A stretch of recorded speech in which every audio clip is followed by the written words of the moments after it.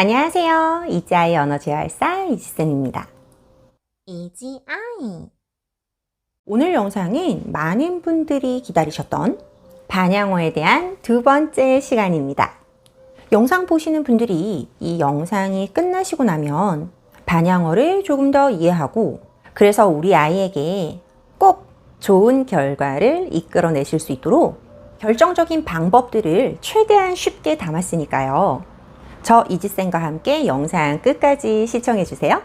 제가 앞선 영상에서 반향어가 무엇인지 그리고 이지쌤이 분류한 첫 번째 유형이 무엇인지에 대해서 말씀드렸었어요. 우선 반향어를 논하기 전에 정상적인 반향어로 아이가 어릴 적의 언어 발달, 언어 습득을 위해서 어른의 말을 따라하는 시기가 있을 수 있다고 말씀드렸어요. 이 시기에 해당하는 아이들은 처음에는 어른의 말을 무작정 따라하는 것 같지만 조금씩 그것을 적절한 상황에 응용하기도 하고 보다 다양한 언어로 발전시켜 상호작용하는 모습을 보여요. 그런데 우리 아이가 말을 잘 모방하네가 아니라 자신만의 언어 형태로 조금 제한적으로 혹은 마치 어른의 말을 기계처럼 따라한다는 느낌이 드셨다면 이는 우리가 함께 다루어 보아야 할 반향어의 범주에 속하게 됩니다. 그래서 저번 영상에서 이지쌤이 분류하는 반향어의 첫 번째 유형으로 소리 자극 반향어라는 것을 말씀드렸었죠. 아이가 반향어를 쓰는데 이 반향어를 쓰는 목적이 자신의 감각적 자극을 채우기 위한 용도로 사용되는 유형이었어요.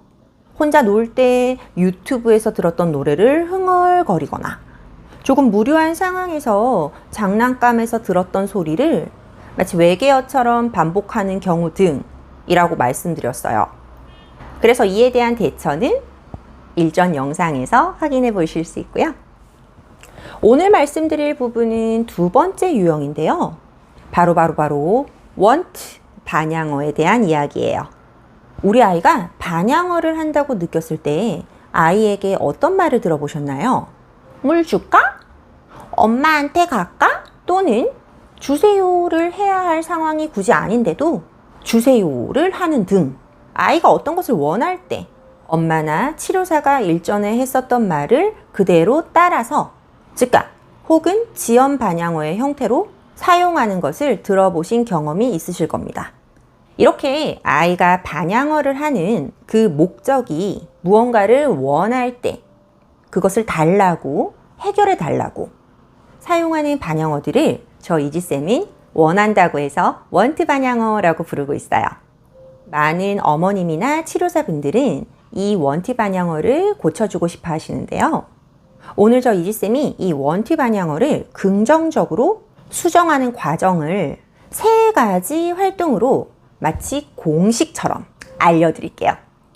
세 가지를 차근차근 긴 시간 동안 연습해 주시면 되시고요. 더불어 뒤에 말씀드릴 한 가지의 유의점을 꼭 지켜주시면 됩니다. 자, 그럼 첫 번째부터 차근차근 알아볼게요. 첫 번째 활동은 호명의 무조건 네! 확립하기입니다. 즉 어른이 아이의 이름을 부르면 아이가 다른 말 없이 무조건 네를 하게 만드는 것이에요. 여러분, 아이의 원티 반향어를 수정해주고 싶으시다면 이 첫 번째 과제를 꼭 성공으로 이끄셔야 합니다. 어른의 말을 따라하는 반향어를 이야기하는데 갑자기 웬 호명 반응이냐고요? 이를 설명하려면 우선 왜 우리 아이가 want 반향어를 쓰는지부터 알아보아야 하는데요. 우리 아이가 말을 약간 할 줄은 아는데 새로운 단어들도 곧잘 배우기는 하는데 왜 무언가가 필요할 때는 가르친 대로 말을 하지 않고 엄마나 치료사의 말을 똑같이 반복할까요? 저 이지쌤은 그 원인 중 하나를 주고받기의 어려움에서 찾아봤어요. 주고받기. 치료실이나 언어발달 영상에서 자주 들어보셨죠? 의사소통은 나와 상대가 서로 왔다 갔다 하면서 주고받는 거라는 것을 여러분들은 잘 알고 계실 거예요. 그런데 여기서 우리가 의사소통을 주고받을 때 알아야 하는 중요한 전제 개념이 있어요. 의사소통에 있어서의 주고받기는 단순히 공 주고받기가 아니라는 점입니다. 여러분들 공놀이 해보셨죠? 공놀이를 하면서 공을 주고받을 때는 단지 공 하나가 엄마 손에 갔다가 아이 손에 갑니다. 그게 반복되죠? 그런데 말은 어떤가요? 엄마가 마치 공을 던지듯이 물 줄까를 던지면 똑같은 물 줄까가 돌아오는 것이 아니라 아이는 응 혹은 싫어 안 마실래 등 그와 관련된 다른 것을 던져야 합니다. 즉, 공 주고 받기처럼 단순히 복사, 붙여넣기, 복사, 붙여넣기의 반복이 아니라 A라는 말이 던져지면 A와 연관된 A 다시 혹은 A 다시 다시를 던져야 하고, 물론 A와 연관되지 않은, A와 전혀 연관이 없는 B나 C가 던져져서도 안 돼요. 그 다음에 또 다른 B가 던져졌을 때는 B 다시 혹은 B 다시 다시를 던져야 함을 알아야 한다는 것입니다.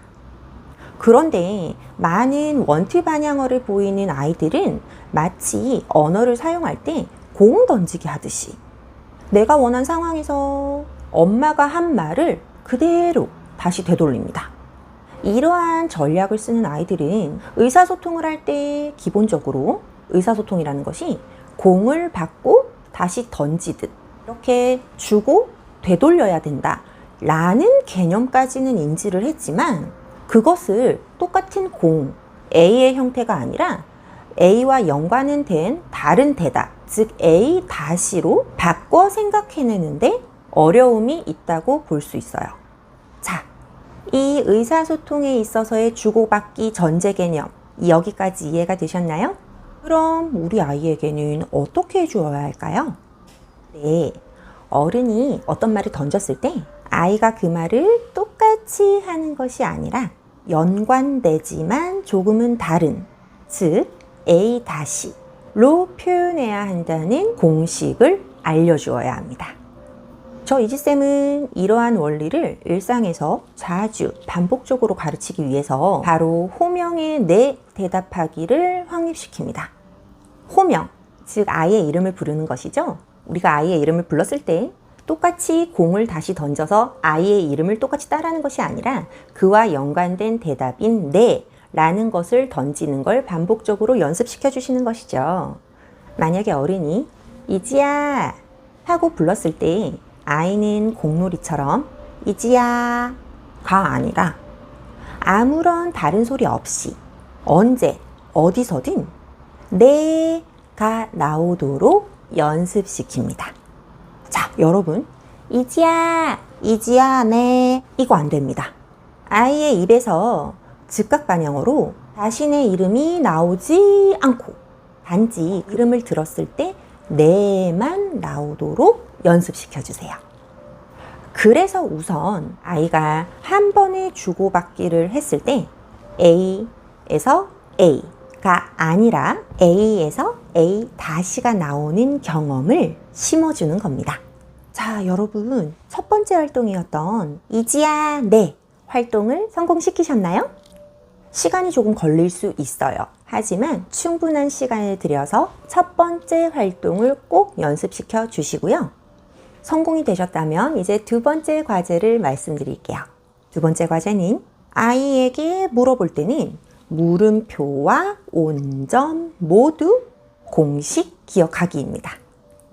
호명 연습을 열심히 해서 아이가 이지야 네를 성공시켰다고 해서 바로 원트 방향어가 사라지는 것은 아닙니다. 그래서 이 두 번째 과정을 오랫동안 꼭 지속시켜 주셔야 되는데요. 두 번째는 바로 어른이 아이에게 원하는 것을 물어볼 때 이 공식을 대입해서 물어보는 것입니다. 공식은 바로 온점과 물음표 두 가지 모두로 표현되는 말로써 물어보는 것인데요. 이게 무슨 말이냐고요? 예를 들어 볼게요. 자, 어른인 제가 아이한테 먼저 물어보는 상황, 먼저 말을 하는 상황인데 이지야 물 줄까? 라고 말했어요. 여기서 물 줄까는 물음표, 즉 물어보는 말만 가능하죠. 그럼 이 말은 쓰지 않는 것입니다. 반면에 물 먹을래 라는 말은 물음표를 붙여서 물 먹을래? 로도 쓸 수 있고 또 온점을 붙여서 물 먹을래? 로도 쓸 수 있는 말이죠. 즉 질문과 대답이 모두 가능합니다. 이렇게 일상생활에서 여러분들이 아이에게 말을 먼저 건넬 때 머릿속으로 생각했을 때 물음표와 온점이 모두 가능한 말로 아이에게 선자극을 제공해 주시면 됩니다. 자, 여러분, 문 열어줄까? 안 되고요. 문 열고 싶어요? 문 열고 싶어요. 됩니다. 타요할까? 안 되고요. 타요할래요? 타요할래요. 됩니다. 여러분들께서 속으로 말을 해보았을 때 묻는 말, 즉 의문문과 원하는 말, 즉 평서문이 모두 가능한 말을 아이에게 들려주시는 겁니다. 이 과정을 오랫동안 지속적으로 아이가 주로 만나는 대부분의 어른들이 지켜주셔야 한다는 점을 기억해 주세요. 따라서 영상 보시는 분이 치료사분이라면 꼭 이 점을 어머님께 상담해 주셔서 가정 지도를 도와주시고요. 영상 보시는 어머님들께서는 아버님이나 할머니, 어린이집 선생님에게 전달해 주셔서 일상화를 도모해 주셔야 합니다. 자, 이제 마지막 세 번째는 네, 적극적으로 활용하기입니다. 두 번째 과정을 거치셔서 어른이 물음표, 온점 모두 쓰기 공식이 익숙해지셨다면 세 번째는 아이에게 무언가를 묻고 난 뒤에 아이의 입에서 네가 나오도록 유도해 주시는 것인데요. 이지야, 타요 줄까? 타요 주세요 해야지 라고 말하는 것이 아니라 이지야, 타요 하고 싶어요 라고 말하는 것이 익숙해졌어요. 이때 아이가 어른의 말을 즉각 반영해서 타요 하고 싶어요 라고 한다면 이때 네를 하도록 가르쳐 주세요. 반복적으로 여러 날 동안 연습해서 어른의 선행 언어 자극, 즉 이지야 타요 하고 싶어요 에 아이가 네가 나오도록 유도해 줍니다. 또 어른이 먼저 묻는 상황이 아니라 아이가 먼저 말을 하는 상황에는 아이가 일전에 들었던 타요 하고 싶어요를 자발적으로 쓰게 하고 반대로 어른은 반드시 네로 대답하면서 아이가 원하는 물건을 주시는 겁니다. 이 세 번째 과정에서는 주고받기 시 복사 붙여넣기 형태가 아니라 타인이 먼저 공을 던져 원하는 자극을 할 건지 물을 때는 네라는 대답으로, 그리고 아이가 먼저 공을 던질 때는 일전에 들어본 말을 끄집어내서 사용한다는 것을 알려주는 작업입니다. 이렇게 첫 번째 호명을 시작으로 오늘 설명드린 세 가지 활동을 수달 동안 오류 없이 충분히 반복하다 보면 아이가 자발적으로 원함을 표현하는 횟수가 증가하고 want 반영어가 아닌 네로 대답하는 모습이 점차 증가할 거예요. 세 가지 활동을 진행하는 동안의 유의점을 하나 덧붙일게요. 우선 이것은 궁극적으로는 한 명의 어른만 진행하면 안 돼요. 만약 영상을 보시는 분이 치료사분이시라면 우선 아동과 이 활동들을 먼저 치료실 상황에서 어느 정도 확립하신 뒤 치료실 상황에서 확립이 되셨다면 꼭 어머님께 상담 시 설명을 드리고 가정 연계를 도모하세요. 또한 영상을 보시는 분이 어머님이시라면 우선 이 활동들을 가정에서 어머님과 아동이 충분히 연습을 해보시고 엄마도 많이 익숙해지고 아이도 어느 정도 이 패턴에 대해서 인지를 했다는 느낌이 들기 시작하시면 긍정적인 반응이 충분히 나오게 되면 이후 아빠나 할머니 등 다른 어른께도 말씀을 드려서 꼭 함께 해주세요. 복사 붙여넣기, 시계 주고받기가 아닌 진정한 주고받기를 함께하는 어른의 수가 많아질수록 아이의 발달에 긍정적인 모습을 확인하실 수 있을 겁니다. 네, 오늘 이지쌤의 원티 반영어를 위한 3가지 공식. 첫 번째 공식은 이지야, 네! 두 번째 공식은 아이에게 먼저 물어볼 때는 물음표, 온점 모두 다 가능한 말로 물어보기. 세 번째 공식은 주고받기를 위해 어른의 질문 뒤 아이의 대답은 네, 어른도 네. 3가지 공식 꼭 일상에서 긍정적으로 활용하시기를 바라고요. 그럼 저 이지쌤은 다음번 영상에서도 유익한 내용으로 찾아뵙도록 하겠습니다. 다들 너무 감사합니다.